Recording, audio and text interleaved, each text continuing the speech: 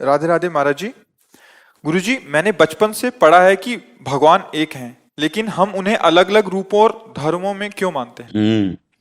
तुम्हारी मम्मी है, पापा है, तुम्हारे पापा है, किसी के भैया है, किसी के बेटा है, किसी के जीजा है।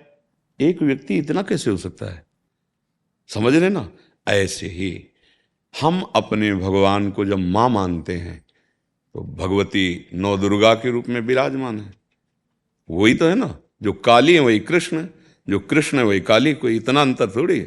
और जब उनको पिता मानते हैं भगवान को तो पिता रूप में, पुत्र मानते हैं तो पुत्र रूप में। नहीं, देखो गोपाल जी, नंद बाबा के आंगन में डेहरी नहीं पार कर पा रहे। जिनका एक चरण बढ़ा तो ब्रह्मलोक तक पार कर गया। नारद जी दर्शन करने गए थे नंदालय में, तो भगवान देखा नंद बाबा की ऐसे मोटी डेहरी होती थी पहले, बीच की डेहरी को तो समझते ना, दरवाजे में जो ऐसे होते, तो भगवान बाल गोविंद थे, चढ़ गए। अब हाथ ऊपर गए और चरण उठ गए, पेट के बल हो गए उसमें। अब रो रहे। नारद जी गए, साष्टांग दंडवत की, बोले प्रभु आप रो काहे कर रहे हो? हम आपको इधर, बोले हमें तुम्हारे सुख के लिए थोड़ी बने, ये मैया के सुख के लिए बने, तुम जाओ जाओ हो गया। और रोने लगे। मैया मैया आई और अरे मेरो लाला, और गोद में उठा के ऐसे, और दासियों को, तू देखती नहीं मेरा लाला रो रहा। कौन है ये लाला?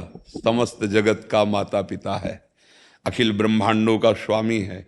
अगर भक्त ने भाव किया तो भगवान गोविंद बन गए ना बाल। भाव किया नरसिंह रूप भगवान बन गए, भाव किया वाराह रूप भगवान बन गए, मत्स्य रूप बन। ये हमारे भगवान की करुणा है कि भक्त जैसे चाहता है वैसे भगवान हमारे दर्शन देते हैं। भगवान 100-200 थोड़ी। बात समझ में आई आपकी? हाँ जी। एक है कि बाबा का